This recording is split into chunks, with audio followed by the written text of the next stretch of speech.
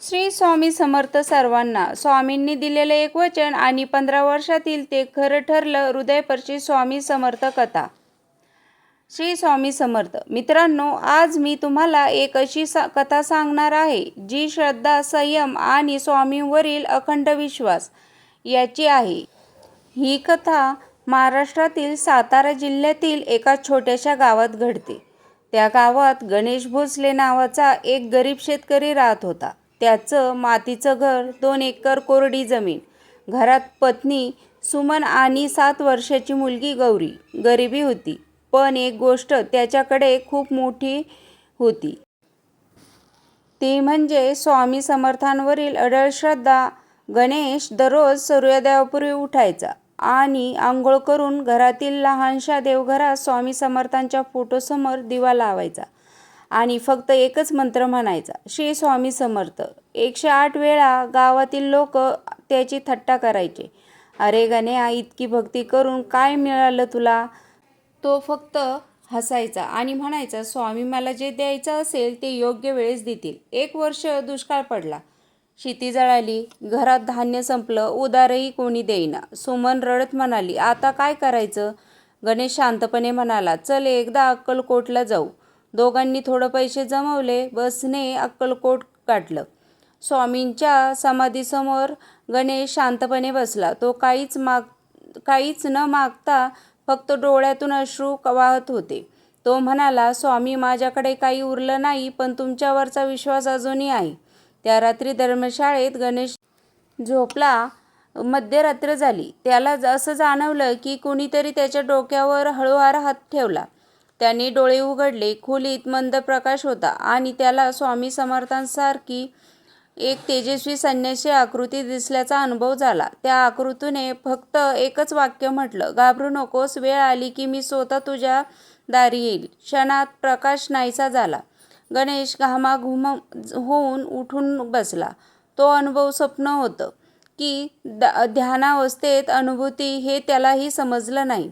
गावात परतल्यावर त्याने ही गोष्ट फक्त सुमनला सांगितली, पण काही दिवसांनी ती गोष्ट संपूर्ण गावात पसरली. लोक हसू लागले. स्वामी तुझ्या घरी येणार, आधी तुझं छप्पर तर दुरुस्त कर. गणेश नेहमीप्रमाणे शांत राहिला. तो म्हणाला, स्वामींचं वचन कधी खोटं ठरलं नाही, फक्त त्यांची वेळ आपल्याला समजत नाही.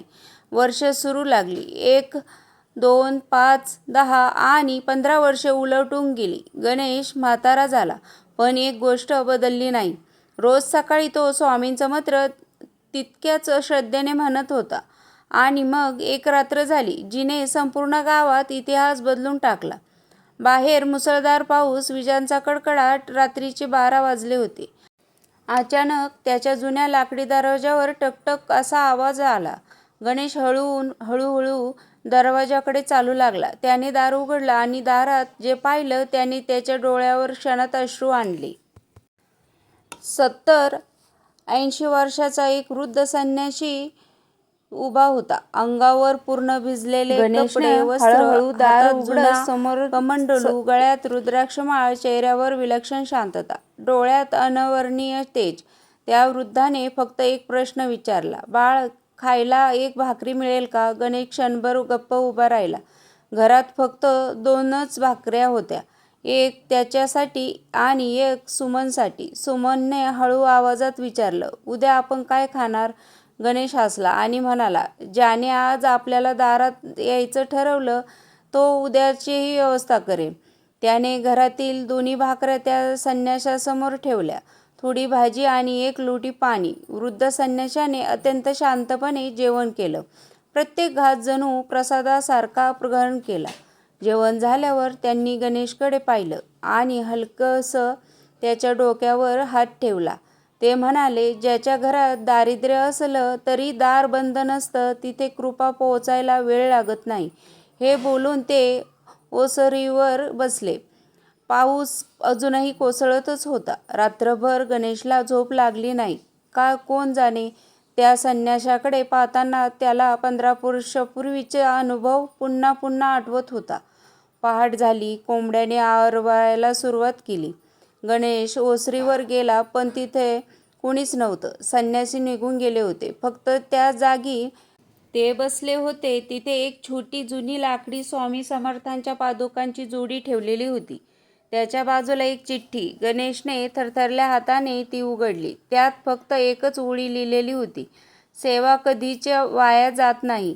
गणेशच्या डोळ्यातून अश्रू वाहू लागले. त्याने पादुका कपाळाला लावल्या आणि मनात एकच शब्द उमटला, श्री स्वामी समर्थ. पण कथा इथंच संपत नाही. त्या दिवसानंतर गणेशच्या आयुष्यात घडू लागल्या काही अशा घटना ज्यामुळे संपूर्ण गाव आश्चर्यचकित झालं. मात्र त्या घटना काही चमत्कार होता की श्रद्धा आणि चांगल्या कर्माचं फळ? तेव्हाच गावातील एक लोभी सावकार त्या पादुकांवर डोळा ठेवला आणि म्हणतो, या पादुका माझ्याकडे हव्यात. लोक गणेशच्या घरी पादुकाचं दर्शन घेण्यासाठी यायला लागले. कोणी फुलं वाहत होते, कोणी नमस्कार करत होते, कोणी शांत बसून स्वामींचं नामस्मरण करत होते. पण गावात एक माणूस होता, दामोदर सावकार. पैसा, प्रतिष्ठा आणि स्वार्थ याशिवाय त्याला काहीच दिसत नव्हतं. तो मनात म्हणाला, जर या पादुका माझ्या वाड्यात असतील तर लोक माझ्याकडे येतील, माझी कीर्ती वाढेल. दुसऱ्या दिवशी तो गणेशच्या घरी आला, हातात मोठी पैशाची पिशवी. तो म्हणाला, गणेश, या पादुका मला दे, हवं तेवढे पैसे देतो तुला. गणेश हसला आणि शांतपणे म्हणाला, सावकार, या पादुका विकण्यासाठी नाहीत, त्या श्रद्धेची आठवण आहेत. दामोदर रागाने निघून गेला, पण त्याच्या मनात लोभ आणखी वाढला. त्या रात्री त्याने 2 माणसांना गपचूप गणेशच्या घरी पाठवलं.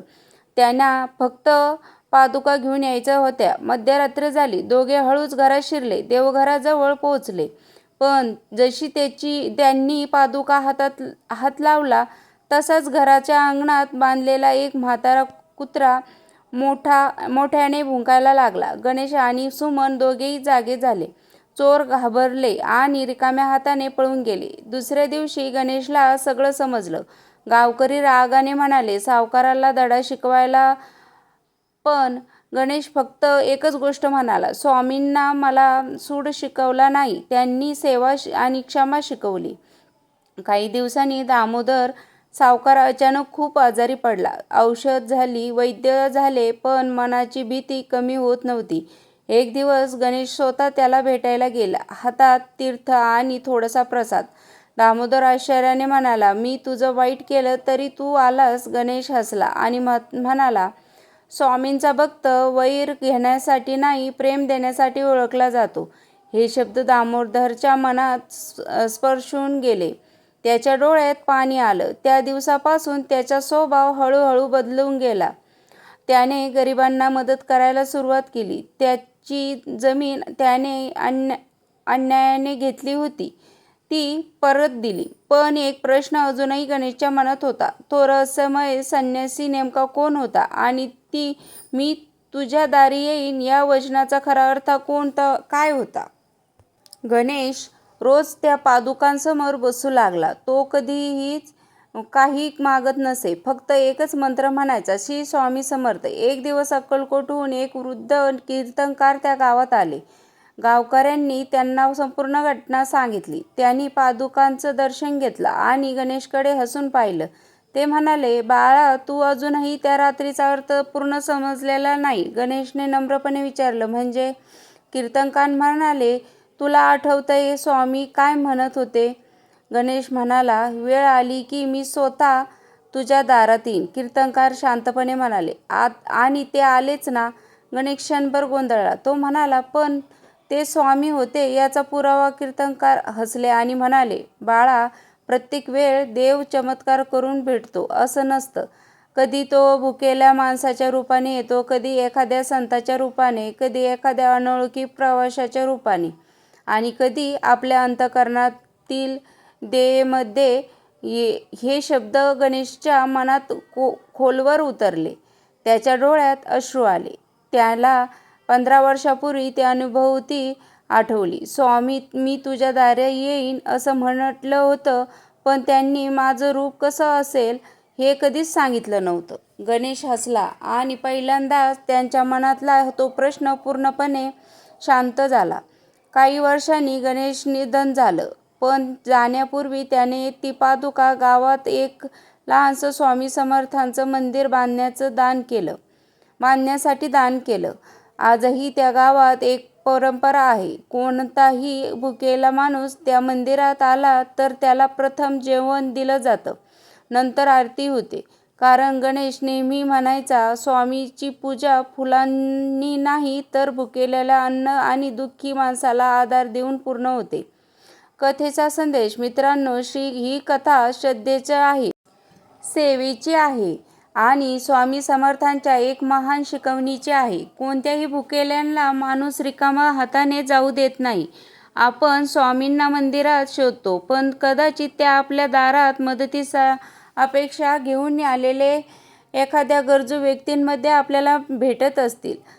जर ही कथा तुमच्या मनाला स्पर्श होऊन गेली असेल तर आज एक संकल्प करा. महिन्यातून किमान एकदा एखाद्या गरजू व्यक्तीला अन्न किंवा शक्य ती मदत नक्की करा. कमेंटमध्ये श्री स्वामी समर्थ असं लिहून तुमची श्रद्धा व्यक्त करा. श्री स्वामी समर्थ.